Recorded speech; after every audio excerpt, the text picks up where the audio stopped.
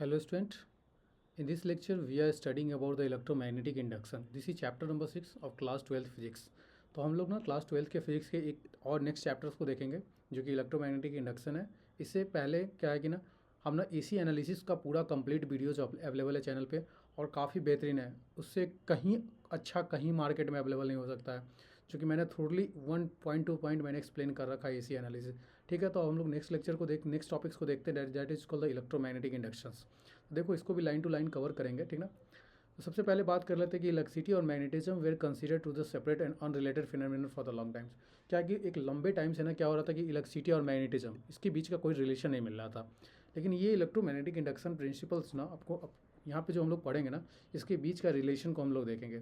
तो ये ऐसा ही था जब हम इलेक्ट्रिसिटी पढ़ रहे हैं। अभी तो हमने इलेक्ट्रिसिटी कंप्लीट किया, मैग्नेटिज्म जो है इस क्लास 12 के ना स्टार्टिंग्स में इलेक्ट्रिसिटी है, मैग्नेटिज्म है। अब क्या है ना, ये जो इलेक्ट्रोमैग्नेटिक इंडक्शन है और इसके बाद जो एसी आता है, ये फर्स्ट पार्ट होता है पूरा फिजिक्स का, जिसमें जिसमें आपको ना रिलेशन के लिए यहीं पे पढ़ना पड़ता है इलेक्ट्रोमैग्नेटिक इंडक्शन में। तो अब तक जितना भी बहुत लंबे टाइम तक जब फिजिक्स का स्टडी हो रहा था, तो क्या था कि इलेक्ट्रिसिटी और मैग्नेटिज्म के बीच में कोई रिलेशन नहीं था। एक सेपरेट स्टडी हो रहा था कि इलेक्ट्रिसिटी एक अलग चीज़ थी और मैग्नेटिज्म अलग चीज़ था। हम लोग इलेक्ट्रोस्टैटिक्स में बोल रहे थे कि जो चार्ज जो है ना, जो है सो स्टैटिक्स चार्ज के बारे में देख रहे थे, और मैग्नेटिज्म में हम लोग मैग्नेट्स के बारे में देख रहे थे। लेकिन हम ये नहीं बोल रहे थे कि जो मैग्नेटिज्म जो है सो इलेक्ट्रिसिटी के फ्लो से भी होता है। अगर इलेक्ट्रिसिटी फ्लो करता है तो there is create a magnetic field. तो ये चीज़ ना लंबे टाइम्स के बाद पता चला था। The early decades of the 19th century experiment of the electrical current by the Oersted. एक साइंटिस्ट था ऑयस्टेट साहब, उन्होंने क्या किया, एक एक्सपेरिमेंट के द्वारा टाइम्स में ना Ampere and the few others establish the fact of electricity and the magnetism to interrelated. कुछ ना हम लोग कुछ फैक्ट्स को इलेक्ट्रिसिटी और मैग्नेटिज्म के बीच का हम लोग रिलेशन देखते हैं। They are found the moving electrical charge, जो कहते हैं कि अगर चार्ज जो है ना, जो चार्ज है अगर चार्ज मूव करता है तो ये क्या करता है ना, अगर चार्ज स्टैटिक्स कंडीशन में, जिसमें चार्ज अगर स्टैटिक्स कंडीशन में तो इसके आसपास क्या है, इलेक्ट्रिक फील्ड प्रोड्यूस होता है। लेकिन यही चार्ज जब मूव करता है, ये अगर मूविंग स्टेट में आ गया ना, तो इलेक्ट्रिक चार्ज और मैग्नेटिक फील्ड दोनों को प्रोड्यूस करता है, जो कि लॉरेंस फोर्स में एक्सप्लेन करता है, ठीक ना। लेकिन हम लोग इसी चीज़ को ना यहाँ पे क्या हुआ कि प्रोड्यूस अ मैग्नेटिक फील्ड, जैसे ही हुआ कि जब इलेक्ट्रिक चार्ज ना, एक मूविंग इलेक्ट्रिक चार्ज ना क्या करता है, मैग्नेटिक फील्ड को प्रोड्यूस करता है। तो वो जो एक्सपेरिमेंट कर रहा था उसने अपने लैब में, उस लैब में क्या हुआ कि चार्ज का मूवमेंट हुआ, उससे क्या हुआ कि कंपास नीडल में एक डिफ्लेक्शन आ जाता है। वही चीज़ लिखा है, for the example the electric current deflect the magnetic compass needle place in the vicinities the natural arising of this arise the question like in the converse effect is also possible. क्या ऐसा है कि अगर charge move कर रहा है ना, तो क्या एक मैग्नेटिक फील्ड क्या कर रहा है, प्रोड्यूस कर रहा है। क्या मैग्नेटिक फील्ड को अगर मैग्नेटिक फील्ड प्रोड्यूस, क्या करंट भी प्रोड्यूस कर सकता है। क्या अगर मैग्नेट को प्रोड्यूस, अगर मैग्नेट, क्या इसका कन्वर्स भी पॉसिबल है, इसके इन्वर्स भी पॉसिबल है क्या, कि अगर हम मैग्नेट्स को मूव कराते हैं तो क्या इलेक्ट्रिक करंट प्रोड्यूस होता है। तो ये सब चीज़ें ना क्वेश्चन राइज होना चालू हो चुका था। Due to nature the permit such relation between the electricity and magnetism. तो answer this question resounding yes. तो ऐसा पॉसिबल है कि अगर मैग्नेट्स को मूव कराओगे ना तो इलेक्ट्रिसिटी प्रोड्यूस होता है, और चार्ज को मूव कराओगे तो क्या होता है, मैग्नेटिज्म का फील्ड दिखता है। तो इस एक्सपेरिमेंट को ना माइकल फ्राडे ना, एक इंग्लैंड के थे, उन्होंने जोसेफ हेनरी और यूएसए के, जिन्होंने 1830 में डेमोस्ट्रेट किया, और conclusively the electric current were induced in a close coil. अगर इलेक्ट्रिक करंट को क्या करता है, इंड्यूस्ड करते हैं किसी क्लॉज क्वाइल में अगर डालते हो, तो क्या कर देता है, एक मैग्नेटिक फील्ड को प्रोड्यूस करता है by changing the close coil when the subjecting to changing the magnetic field. In this chapter we study the phenomenon associated with changing magnetic field and understand the underlying principles. The phenomenon of electric current is generated by the varying of the magnetic field. क्या है कि अगर magnetic field को vary करोगे ना, या बोलोगे तो ऐसा बोल सकते हो कि इलेक्ट्रिक करंट इज जनरेटेड, तो कहाँ से इलेक्ट्रिक करंट जनरेट हो सकता है, by varying the magnetic field appropriate, that is called the electromagnetic inductions. तो हम लोग Faraday first made the publicly he's discovered the relative motion bar magnet and the wire loop produce a small current, and later he was asked what is it is used for it। जब इन्होंने क्या किया ना, एक publicly क्या रखा कि बात को रखा कि रिलेटिव मोशन है बार मैग्नेट्स को वाइल लूप के अंदर क्या कि स्मॉल करंट प्रोड्यूस होता है। अगर हम कह रहे हैं कि अगर कोई बार मैग्नेट है, अगर हम उसको ना वाइल लूप के पास ले जाते हैं तो उसमें क्या होता है कि स्मॉल करंट प्रोड्यूस होता है। तो ये चीज़ें ना, ये सब के तो सबने पूछा कि इसका यूज़ क्या है। He was asked what is the use of it. तो हिज रिप्लाइज वाज कि such as a new born baby, जो कि नया एक बॉर्न बेबी होता है उसका, such as what is the use of new born baby. तो वही बोला, the phenomenon of the electromagnetic inductions is not merely the theoretical and academic interest but also the practical utility the imagine. अगर सोचो कि electromagnetic induction principal नहीं होता तो आज हमारे पास ना कोई no electric lights there is, imagine the world is no electricity. अगर इलेक्ट्रिसिटी नहीं होता तो इलेक्ट्रिक लाइट नहीं होता, नो ट्रेन होता, नो फोन होता उस वक्त जब इलेक्ट्रिसिटी का जब डिस्कवर हो रहा था। तो सेम ही चीज़ जब एक्सपेरिमेंट बताया ना कि फ्राडे और हेनरी के लेट द डायरेक्टली एक्सपेरिमेंट, इससे क्या पता चलता है कि जनरेटर और ट्रांसफार्मर ये सब क्या है, प्रिंसिपल ऑफ इलेक्ट्रोमैग्नेटिक इंडक्शन पे ही काम करता है। तो सोचो अगर ट्रांसफार्मर नहीं होता, जनरेटर नहीं होता तो इलेक्ट्रिसिटी नहीं होती, कोई ट्रेन नहीं चलता, कोई टेलीफोन नहीं होता। तो ये सब चीज़ें ना that civilization is progress and great extent for the during the discovery of electromagnetic induction. तो ये अपने पास मोटी मोटी बातें थी जो कि हम थोड़ा सा मोटे मोटे बातें को कह दिए कि ये सब चीज़ें ना थोड़ा सा थ्योरेटिकली था, तो मैंने एक एक लाइन को कवर कर रहा हूँ इसलिए। अब ना मोस्टली अब जो बात हुआ ना कि आखिर जो एक्सपेरिमेंट था जो कि फ्राडे और हेनरी का, वो कैसे मतलब अंडरस्टैंडिंग किया कि देर इज़ कि 2-3 एक्सपेरिमेंट है ना जिसे हम लोग ना एनालाइज कर लेंगे, लास्ट में रियलाइज़ होगा, कंक्लूजन क्या हो जाएगा कि एक इलेक्ट्रिसिटी ना कैसे क्रिएट होता है, इलेक्ट्रिसिटी और मैग्नेटिज्म के बीच का रिलेशन पता चल जाएगा, ठीक ना। तो discovery and understanding the electromagnetic induction is based on the long stage experiment is carry out फ्राडे and Henry. सबसे पहला एक्सपेरिमेंट क्या था कि एक्सपेरिमेंट नंबर 1 क्या था कि अपने पास ना एक क्या है, ये अपने पास एक मैग्नेट था, ठीक ना, और ये कॉइल था, और इस कॉइल से ना क्या था कि मैग्नेट्स है और एक कॉइल है। एक कॉइल में क्या किया गया, इस C1 कॉइल को लिया गया, ये मैग्नेट है, बार मैग्नेट है जो कि परमानेंट मैग्नेट होता है। और ये अपने पास ना क्या है कि इससे ना इस कॉइल में ना करंट का ना एक गैल्वेनोमीटर्स को कनेक्ट कर दिया गया, ठीक ना। अब देखो होता क्या है कि so the coil C1 is connected a galvanometers of G1, मतलब जो कॉइल 1 है C1 इसको क्या करते हैं, गैल्वेनोमीटर से कनेक्ट करते हैं।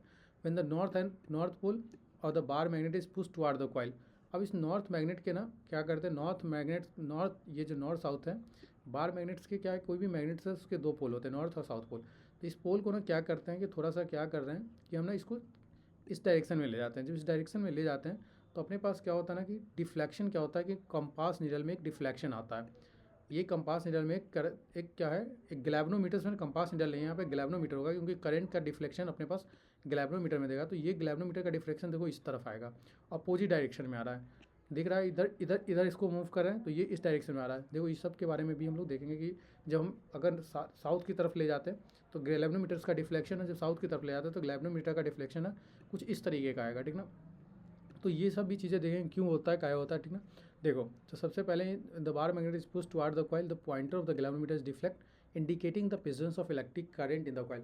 क्या होता है, गैल्वेनोमीटर्स क्या होता है, मेजरिंग इंस्ट्रूमेंट होता है जो कि करंट की बात करते हैं या वोल्टेज की बात करते हैं। तो ये अपने पास क्या है ना, मेजरमेंट होता है। एमीटर हम यूज करते हैं करंट मेजर के लिए, गैल्वेनोमीटर तो कहीं ना कहीं करंट का क्या है ना, इसमें ना करंट इन द कॉइल, अगर कॉइल के अंदर क्या है करंट है, the galvanometer deflect the indicating the presence of electric current in the electric current in the coil. जैसे हम लोग क्या करते हैं ना, जब वेट स्टोन ब्रिज पढ़ रहे थे इलेक्ट्रिक करंट में, जब वेट स्टोन ब्रिज मैंने काफ़ी अच्छा अपने चैनल पे बताया, तो वेट स्टोन ब्रिज को हम लोग क्या करते थे कि बैलेंसिंग के लिए हम लोग क्या करते थे, गैल्वेनोमीटर्स का डिफ्लेक्शन देख लेते थे। तो सेम एज इट इज़ क्या है कि यहाँ पे अगर करंट अगर प्रोड्यूस हो रहा है, इसका मतलब क्या हुआ है कि तभी तो कंपास नीडल, ये जो गैल्वेनोमीटर्स है, कंपास नीडल है, गैल्वेनोमीटर्स में क्या है, डिफ्लेक्शन आ रहा है। The deflection last as long as the bar magnet in the motion, the galvanometer does not show any deflection. अगर हम क्या करते हैं गैल्वेनोमीटर के लास्ट पहले से अगर last as long bar magnet is in the motion, the galvanometer does not when the magnet is held stationary, पहले से अगर बार मैग्नेट को यहाँ पे रख दोगे और ये कॉइल लगा दोगे, सारा कुछ जो है ना सब कुछ करोगे, लेकिन क्या करोगे कि मैग्नेट्स को ना स्टेशनरी रखोगे।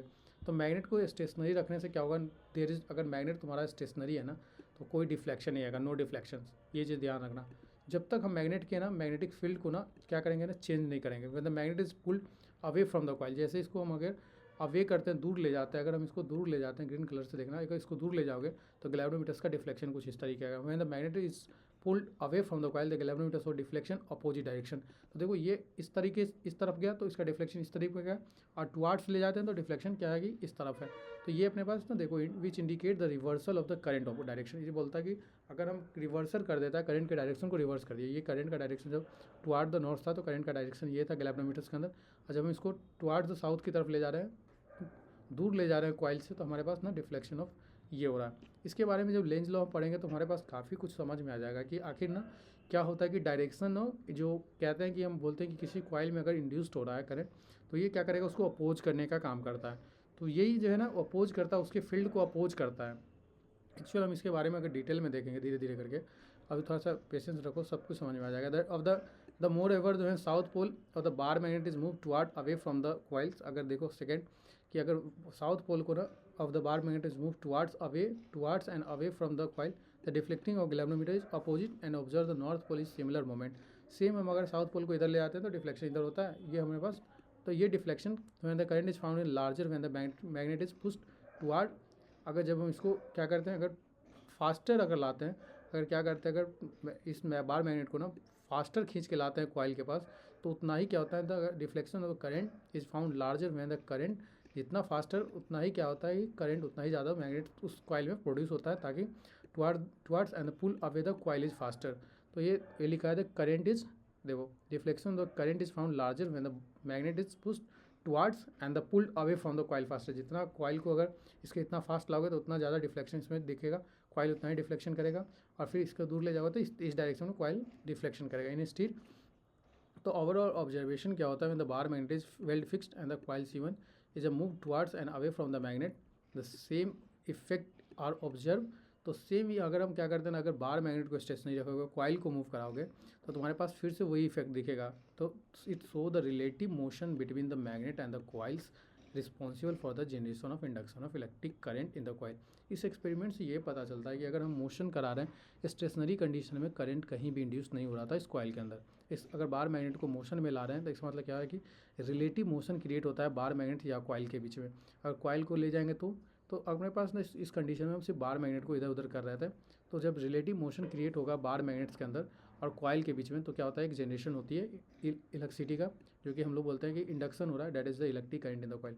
तो पहला एक्सपेरिमेंट ये था कि हम बार मैग्नेट्स को अगर इधर इस डायरेक्शन में ले जाएंगे, तो बार मैग्नेट को अगर नॉर्थ की तरफ ले जाएंगे तो डिफ्लेक्शन ऑफ कॉइल साउथ की तरफ दिखेगा, और deflection of the deflection of जो तुम्हारे पास है ना, डिफ्लेक्शन ऑफ गैल्वेनोमीटर्स, ये तुम्हारे पास साउथ की तरफ दिखेगा। अगर साउथ की तरफ ले जाओ, अगर इसको साउथ की तरफ ले जाओगे तो ये नॉर्थ की तरफ इस डायरेक्शन में दिखेगा, ठीक ना। तो ये अपने पास होता है एक्सपेरिमेंट नंबर दूसरा हमारे पास। तो इसमें क्या है कि टोटली हमारे पास ये चीज़ समझ में आ जाना चाहिए अब तक कि हमारे पास एक रिलेटिव मोशन के थ्रू करंट एक इंड्यूस्ड हो रहा है, ठीक ना। एक पहला कंसेप्ट ये कि मैग्नेटिज्म और हम ना मैग्नेटिज्म और क्या इलेक्ट्रिसिटीज़ के बीच में क्या एक थोड़ा सा हम लोग एक चीज़ क्या है कि हम रिलेशन को भी एनालाइज किए इस पर, ठीक ना। दूसरे एक्सपेरिमेंट से हम और कुछ क्लियर करेंगे। तो बार मैग्नेट को प्लेस करते हैं कॉइल 2 के पास, C2 is connected to the battery. अब क्या है ना कि अपने पास ना, अब क्या करते हैं ना, बार magnet is replace, bar magnet को हटा लेते हैं। इस बार मैग्नेट को यहाँ से क्या करते हैं, हटाते हैं। सेकेंड वाले एक्सपेरिमेंट में हम लोग बार मैग्नेट को हटा लेते हैं और उसमें क्या कर लेते हैं ना कि एक स्टडी स्टेट करंट को फ्लो करा देते हैं C2 में। एक कॉइल कनेक्ट करते हैं C2 कॉइल, वहाँ भी एक कॉइल ले लेते हैं, एक C1 कॉइल ले लेते हैं, और C2 वाले में क्या करते हैं, एक बैटरी कनेक्ट कर देते हैं। कुछ भी वोल्ट का एक बैटरी कनेक्ट कर दिया, और देन हम ना इसके बाद क्या है कि देन द C2 प्रोड्यूस एक मैग्नेटिक फील्ड प्रोड्यूस कर देगा। सिंपल बात है, C2 क्या करेगा, करंट क्या करता है ना, करंट अगर चेंज ऑफ कॉइल्स में अगर करंट को फ्लो कराओगे तो क्या करेगा, ये एक मैग्नेटिक फील्ड को प्रोड्यूस एक फील्ड प्रोड्यूस कर देगा। चेंज क्या होता है ना कि अगर कोई कॉइल्स के अंदर अगर किसी भी करंट कैरिंग कॉइल में अगर वोल्टेज को फ्लो कराओगे तो ये क्या कर देता है, एक करंट क्रिएट एक मैग्नेटिक फील्ड क्रिएट कर देगा, जो कि एक फ्लक्स बना देता है, फ्लक्स बना देगा। एक्चुअल होता क्या है मैं पूरा डिटेल में ही बता दूँ एक बार, एक्सपेरिमेंट बताता ही रहूँगा।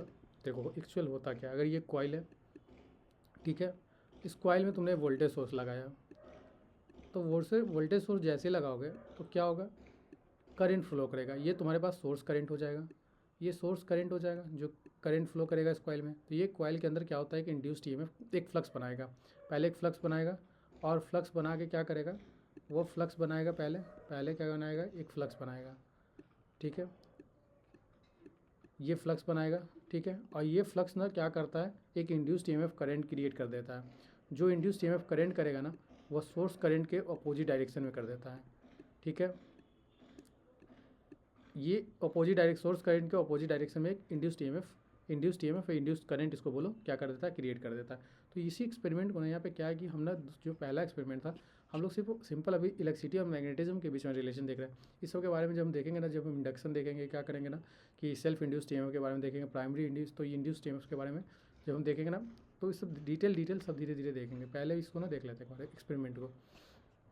तो क्या है, move the coil to the galvanometer so the deflection. अब क्या है ना कि अपने पास एक्सपेरिमेंट 2 में मैग्नेट को हम रिप्लेस किया, सेकेंड कॉइल में ना बैटरी को कनेक्ट किया, और एक स्टडी स्टेट करंट क्या गया ना C2 में प्रोड्यूस किया।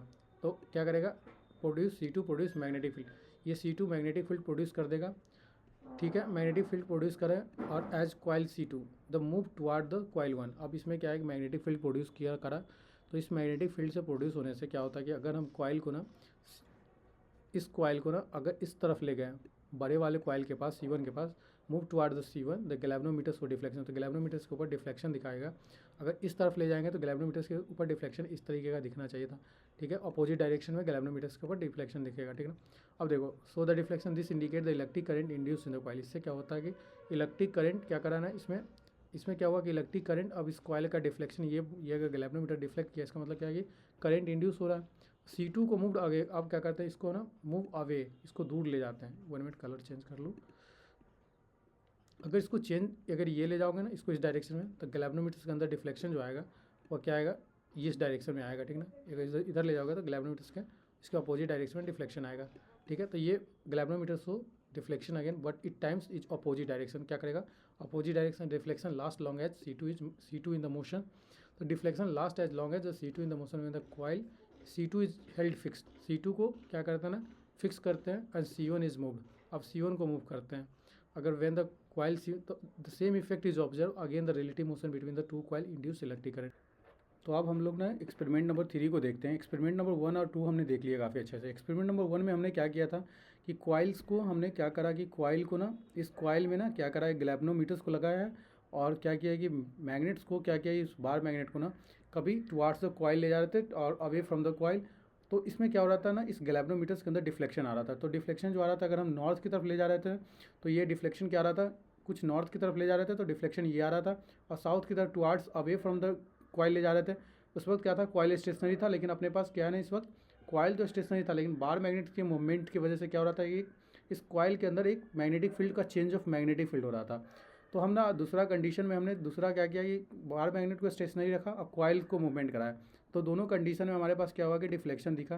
तो एक्चुअल ना पहला एक्सपेरिमेंट हमारे पास यही था। दूसरा एक्सपेरिमेंट क्या था कि पहला एक्सपेरिमेंट में हमारे पास ये था कि दोनों कंडीशन में या तो बार मैग्नेट को हम क्या करते हैं ना कि ये चीज़ लेकिन मेंशन नहीं करता है कि यहाँ पे क्या हुआ कि चेंज ऑफ मैग्नेटिक फील्ड की वजह से क्या हुआ कि इंड्यूस्ड हुआ करंट, ये बात नहीं करता है। ये बोल रहा है, सिर्फ ये बताना चाह रहा था यही एक्सपेरिमेंट नंबर 1 कि अगर हम मैग्नेट्स को मूव करते हैं कॉइल की तरफ तो अपने पास क्या होता है कि इंड्यूस्ड करंट क्रिएट होता है इस कॉइल के अंदर।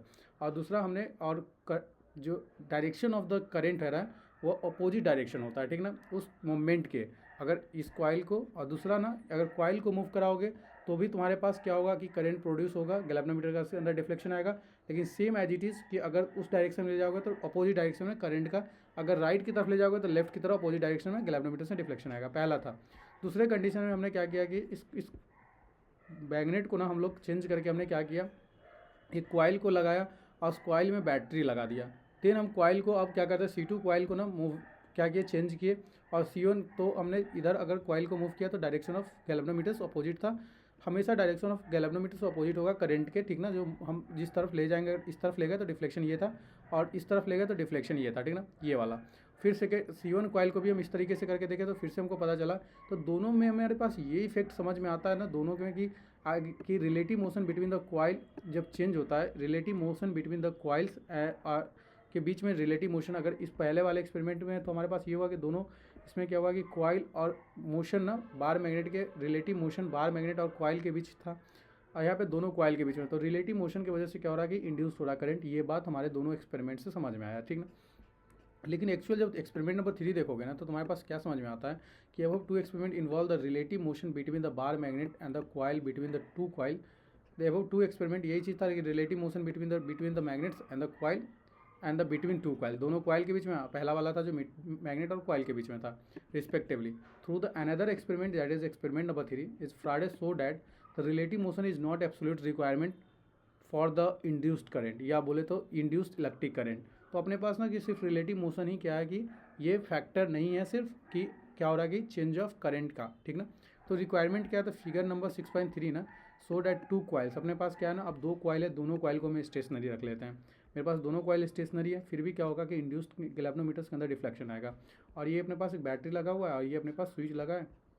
तो coil C1 is connected to the galvanometer and C2 is connected to the battery and the tapping key, that key is open, इस स्विच को हम ऑन ऑफ कर सकते हैं।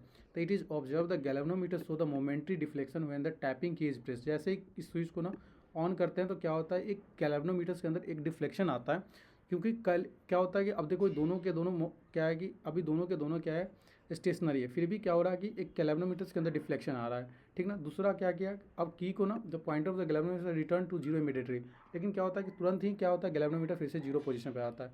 If the key is held pressed continuously there is no deflection. अगर key को press कर दोगे कंटिन्यूसली, इसको ऑन कर दोगे, तो गैल्वेनोमीटर्स के अंदर कोई करंट का फ्लो नहीं होता है। तो एक ये गजब का एक चीज़ था। फिर दूसरा एक्सपेरिमेंट क्या है कि वन की इज रिलीज और की को ना on off on off on off करते हैं ना, तो एक मोमेंट्री डिफ्लेक्शन ऑब्जर्व होता है। इससे पता चलता है कि हमारे पास ना क्या है कि सिर्फ रिलेटिव मोशन ही नहीं है, but in opposite direction it is observe the direct deflection increase dramatically when the iron rod is in stead into the coil along the axis. तो ये अपने पास ना क्या होता है कि रॉड हम लोग प्लेस करते हैं, तो देखो क्या होता है कि it is observe the deflection of increase dramatically when the rod is insert along into the coil axis. जैसे कॉइल एक्सिस में इंसर्ट करोगे ना रॉड, तो क्या होता है एकदम से साइमल्टेनियसली क्या होता है कि डिफ्लेक्शन जो है ना गैल्वेनोमीटर्स के अंदर इंक्रीज कर जाता है। तो देखो एक्चुअल क्या हो रहा था ना कि यहाँ पे क्या हो रहा था कि अपने पास ना जब हम की को प्रेस कर रहे थे तो क्या हो रहा था कि जैसे की को प्रेस कर रहे थे तो हमारे पास क्या हो रहा था, एक डिफ्लेक्शन आ रहा था। लेकिन क्या हो रहा था कि अगर फिर से क्या हो रहा था कि अगर हम परमानेंटली के लिए अगर कंटिन्यूस हम की को क्या कर रहे हैं ना, इस key is press continuously there is no deflection in the galvanometer. अगर इसको परमानेंटली ऑन कर दे तो क्या होता है, डिफ्लेक्शन क्या होता है, यहाँ पे डिफ्लेक्शन नहीं होता। इसका ये मतलब होता है कि अगर डिफ्लेक्शन यहाँ पे नहीं हो रहा तो इसका मतलब क्या है कि कांस्टेंट करंट क्या कर रहा है, सप्लाई कर रहा है। इसका मतलब क्या हो रहा है कि सिर्फ रिलेटिव मोशन ही नहीं होना कंपलसरी है इस करंट के फ्लो होने के लिए। अगर किसी कॉइल में अगर इंड्यूस्ड ईएमएफ करंट इंड्यूस हो रहा है तो हमारे पास कह सकते हैं कि हम सिर्फ रिलेटिव मोशन है, जो एबव दो एक्सपेरिमेंट हम जो रिलेटिव मोशन का कंसेप्ट देखें वो सिर्फ नहीं है क्या कि ना कांस्टेंट करंट जो है ना की वजह से क्या हो रहा है, यहाँ पे क्या होता है कि यहाँ पे डिफ्लेक्शन ऑफ गैल्वेनोमीटर यहाँ पे नहीं आता है। तो हमारे पास change of magnetic field important है। इसका मतलब क्या हो रहा है कि इस दोनों एक्सपेरिमेंट में ना चेंज ऑफ मैग्नेटिक फील्ड हो रहा था। इसके वजह से क्या हो रहा था कि इंड्यूस्ड हो रहा था करंट। ये नहीं था कि सिर्फ रिलेटिव मोशन था, ये इंड्यूस ऑफ। तो इसके लिए ना तो हम लोग क्या बोलते हैं ना कि जब हम लोग पढ़ेंगे ना तो उसमें क्या पढ़ेंगे कि रेट ऑफ चेंज ऑफ क्या होता है कि जब हम लोग पढ़ेंगे तो उसमें देखेंगे कि rate of change of magnetic field की वजह से क्या होता है कि इंड्यूस्ड ईएमएफ क्रिएट होता है, टेक्निकल कहलाता है। और जब रिजल्ट देखोगे ना तो क्या होता है ना कि जो इंड्यूस्ड हो रहा है ना करंट, तो ओवरऑल सारे पॉइंट को जब होता है rate of change of magnetic flux की वजह से होता है। ये रेट ऑफ चेंज जितना अगर हम किसी भी मैग्नेटिक फ्लक्स को चेंज करते हैं कि कितने रेट से, यहाँ पे क्या हुआ कि एक रॉड लगाने से क्या होता है कि इंड्यूस्ड मैग्नेटिक फील्ड क्या हुआ कि हाई स्पीड से चेंज हो गया। तो that is the change of magnetic flux के वजह से ना, चेंज ऑफ मैग्नेटिक फ्लक्स की वजह से क्या होता है, रेट ऑफ चेंज ऑफ किस रेट से ना मैग्नेटिक फ्लक्स चेंज होता है, उस रेट से इंड्यूस्ड ईएमएफ होता है। किसी भी rate of change of flux से इंड्यूस्ड ईएमएफ। ये नहीं है कि सिर्फ रिलेटिव मोशन ही काम करता है, ठीक है। तो ओवरऑल हमारे पास ना ये तीनों का एक्सपेरिमेंट हमने समझा। तीनों एक्सपेरिमेंट्स हमको लास्ट में कंक्लूजन देखेंगे जब ये पूरे फ्लारेल ऑफ इंडक्शन हम देख लेंगे तो पूरे चीज़ ये तीनों कंसेप्ट भी समझ में आ जाएगा। थोड़ा सा एक कंसेप्ट बताने दो पहले कि एक्चुअल एक टर्मोलॉजी से हम लोग रूबरू हो लेते हैं जो कि मैग्नेटिक फ्लक्स होता है, जो कि बहुत इंपॉर्टेंट टर्मोलॉजी है। Magnetic flux same as it is electric flux. जैसे कि हम लोग इलेक्ट्रिकल सर्किट में देखते हैं तो इलेक्ट्रिक फ्लक्स होता है same as it is magnetical circuit में, यहाँ पे मैग्नेटिक फ्लक्स की वर्ड आ जाएगा, ठीक ना। तो मैग्नेटिक फ्लक्स यहाँ पे होता है flux per unit area. Magnetic flux जो होता है वो B/A होता है, B/A। और फ्लक्स डेंसिटी जो हो जाता है, फ्लक्स डेंसिटी B जो होता है, फ्लक्स डेंसिटी बोलते हैं B को, फ्लक्स पर यूनिट एरिया होता है, ठीक है। और ये हमारे पास B जो होता है ये हो गया फ्लक्स, ठीक है। और ये अपने पास हो गया फ्लक्स डेंसिटी, ठीक है। और ये अपने पास फ्लक्स डेंसिटी हो जाता है, ठीक है। और ये अपने पास एरिया होता है, ठीक है। देखो तो हम एक टर्मोलॉजी को क्लियर कट करते हैं कि मेरे पास ना B जो होता है वो मैग्नेटिक फील्ड होता है, वही B magnetic flux magnetic field, इसको ना हम लोग मैग्नेटिक फील्ड की तरह मैग्नेटिक फ्लक्स, इसी को फ्लक्स पर यूनिट एरिया। तो ये हमारे पास ना ठीक है। तो देखो great insight the discovery of the simple mathematical relation to explain the series of experiment is carried out the electromagnetic induction. We have the state the appreciate this law we must be the notation of magnetic flux that is called the magnetic flux is φB। जो भी हमारे पास magnetic flux होगा वो φB से हम notation करेंगे। Flux define कैसे होता है, same as it is electrical flux जो हम लोग चैप्टर 1 में देखते हैं कि एक स्टैटिक चार्ज है तो उसका एक इलेक्ट्रिक फ्लक्स क्या करता है, प्रोड्यूस करता है, इलेक्ट्रिक फील्ड बनाता है, और उसी को इलेक्ट्रिक फ्लक्स भी बोलते हैं हम लोग। तो मैग्नेटिक फ्लक्स ना इज प्लेन एरिया, अगर कोई अपने पास ना ये एक सरफेस एरिया है, तो कितना इससे ना इससे ना इस सरफेस से ना कितना मैग्नेटिक लाइन ऑफ पास होता है। सेम एज इट इज, जब हम इलेक्ट्रिक फील्ड निकालते थे तो सेम एज इट इज बोलते थे कितना इलेक्ट्रिक फील्ड पास हो रहा है, उसी को इलेक्ट्रिक फ्लक्स बोलते थे। तो same the uniform magnetic field is written, तो यहाँ पे जो फार्मूला होता है ना, phi multiple of B into A dot cos theta, ये एंगल होता है कि एंगल जो कितना एंगल ना मैग्नेटिक फील्ड से, और एरिया का ना, एरिया का ये नॉर्मल होगा, जब भी कोई एरिया लेंगे तो ये एरिया का नॉर्मल होगा, और ये अपने पास मैग्नेटिक फील्ड लाइन होगा, जो कि मैग्नेटिक फील्ड तो अपने पास कि मैग्नेटिक फ्लक्स क्या होगा, ठीक ना। तो एरिया तो नॉर्मल लेंगे, तो flux angle between the B और ए के बीच में क्या एंगल बन रहा है, that is the cos theta. तो ये अपने पास बी ए कॉस थीटा निकलता है। Notation of area vector is discuss in chapter 1 में हम लोग एरिया वेक्टर्स के बारे में काफ़ी कुछ जानते हैं।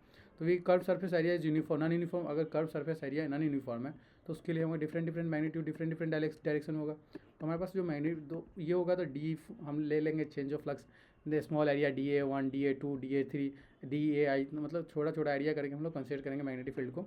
तो फ्लक्स निकालेंगे टोटल, तो all the summation all over the elements the comprising the flux and B is the magnetic field and the area is the DA small area. तो अब इस यूनिट जो फ्लक्स जो होता है ना, फ्लक्स का ऐसा यूनिट होता है वेबर होता है, ठीक है। और Tesla TM square, the flux magnetic flux is the weber और द टेस्ला मीटर स्क्वायर, क्योंकि देखो फ्लक्स या यहाँ पे ना टेस्ला, देखो और बी का जो यूनिट होता है वो टेस्ला होता है, इसको बोलते हैं फ्लक्स डेंसिटी, जो हम यहाँ पे बता रहे थे उनको flux density, B is equal to flux density, flux per unit area. तो flux per unit area weber per metre square, इसका यूनिट टेस्ला भी होता है, टेस्ला इसको लिखो, या weber per metre square, tesla या वेबर पर मीटर स्क्वायर, क्योंकि फ्लक्स क्या हो गया वेबर, और एरिया हो गया मीटर स्क्वायर, और फ्लक्स हमारे पास वेबर में आता है यूनिट, ठीक ना। तो ये अपने पास मैग्नेटिक फ्लक्स जो होता है वो स्केलर क्वांटिटी होता है, ठीक ना। ओवरऑल इतना कंक्लूजन के बाद ना तुम्हारे पास क्या है ना, एक लास्ट टॉपिक है जो कि फ्राइडे लॉ ऑफ इंडक्शन, जब इसको समझ लोगे ना तो ओवरऑल तुम्हारे पास ना ये सारे कंसेप्ट समझ में आ जाएगा कि एक्सपेरिमेंट 1 2 3 और आके इंड्यूस्ड EMF, ये सारी चीज़ ना ओवरऑल बाइंड अप हो जाएंगे। देखो तो समराइज वे में मैं लास्ट में ये चीज़ भी कवर अप कर दूंगा थोड़ा सा। तो देखो this experiment Friday arrive the conclusion of EMF induce in the coil is magnetic flux is through the coil change with the time. मतलब ओवरऑल कंक्लूजन क्या होता है कि EMF जो इंड्यूस होता है ना कॉइल के अंदर, कोई भी कॉइल के अंदर जो EMF इंड्यूस होता है, EMF induce in the coil, the magnetic flux through the coil is change with the time, कितने टाइम के में वो कितना टाइम से वो चेंज हो रहा है। अगर हाई स्पीड से चेंज होगा तो हाईली उसमें क्या होगा, करंट ज़्यादा प्रोड्यूस होंगे। तो same as it is the EMF induce in the coil is magnetic flux through the coil change with the time. Experimental observation discuss section 2। तो पहला में था कि मैग्नेट टुवार्ड्स या अवे कर रहे थे हम कॉइल को, या तो अपने पास क्या था मैग्नेट को या हम कॉइल को एक दूसरे में क्या कर रहे थे, रिलेटिव मोशन देख रहे थे। पहला एक्सपेरिमेंट जिसमें मैग्नेट और कॉइल था, ठीक ना। तो उसमें हमारे पास ये लिखा है मैग्नेट टुवार्ड्स और away from the coil C1।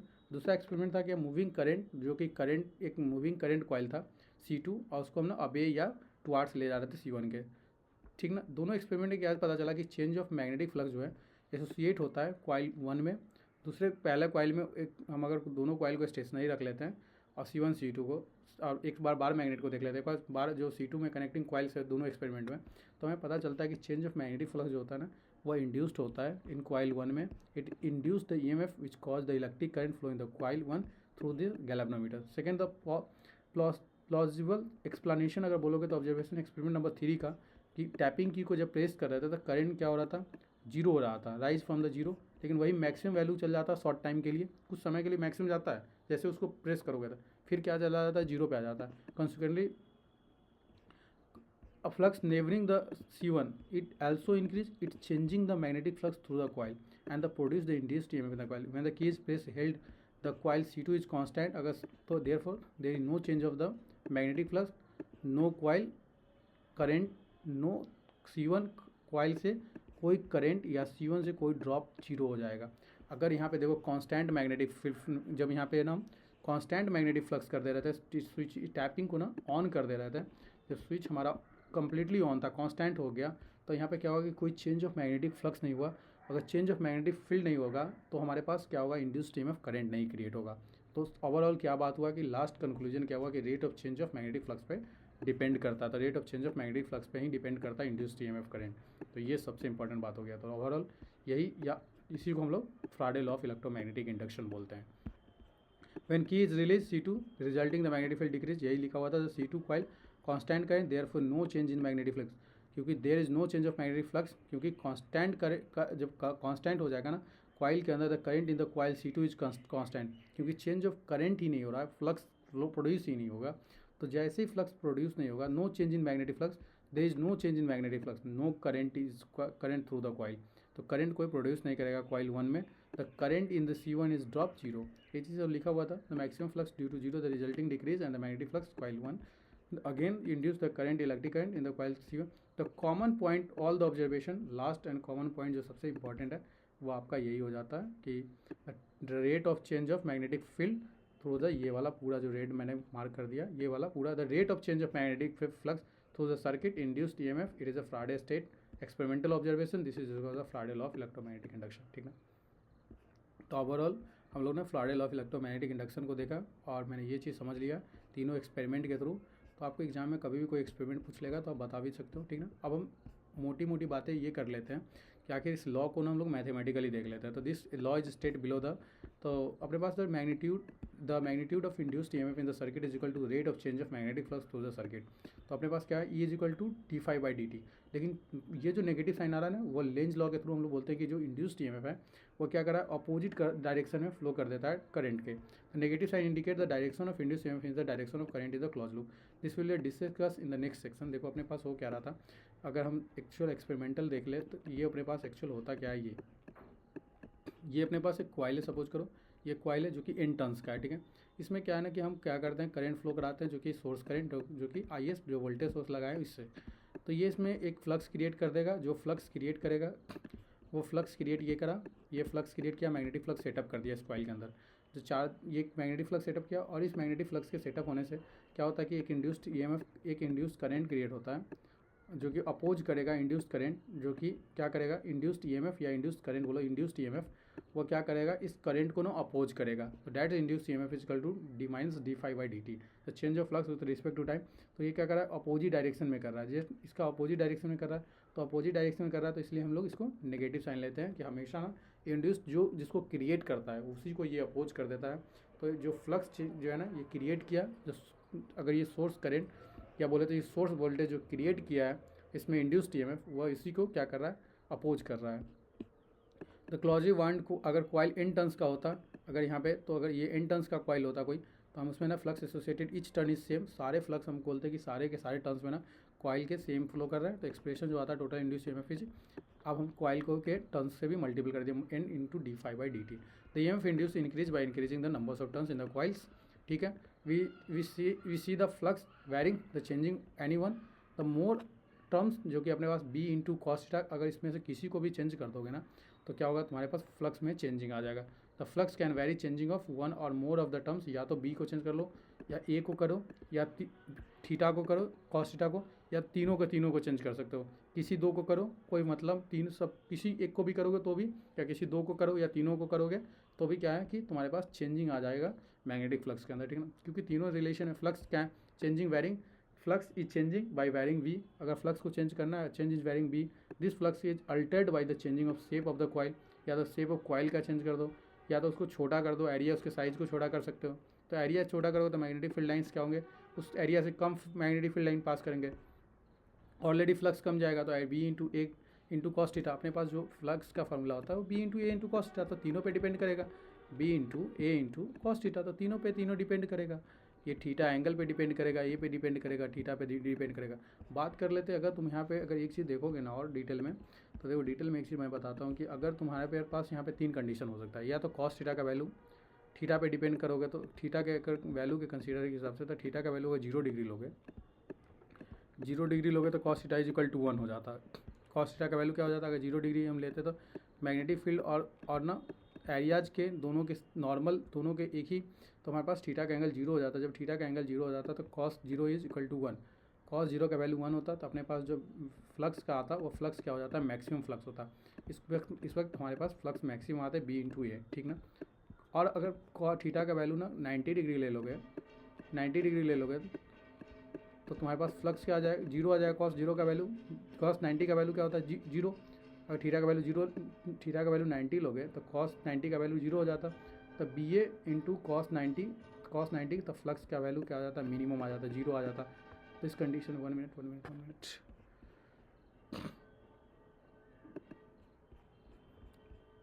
Flux minimum का वैल्यू ना 0 आ जाता, ठीक है ना, ये वैल्यू तुम्हारे पास 0 आ जाता, ठीक है।